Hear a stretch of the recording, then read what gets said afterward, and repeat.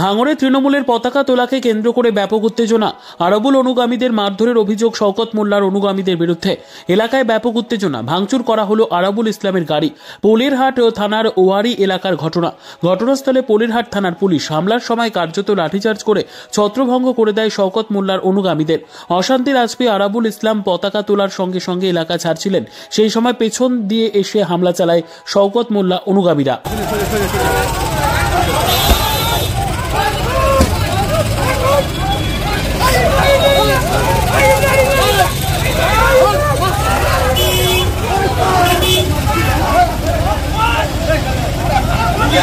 police ইতিমধ্যে আরাবুল ইসলামের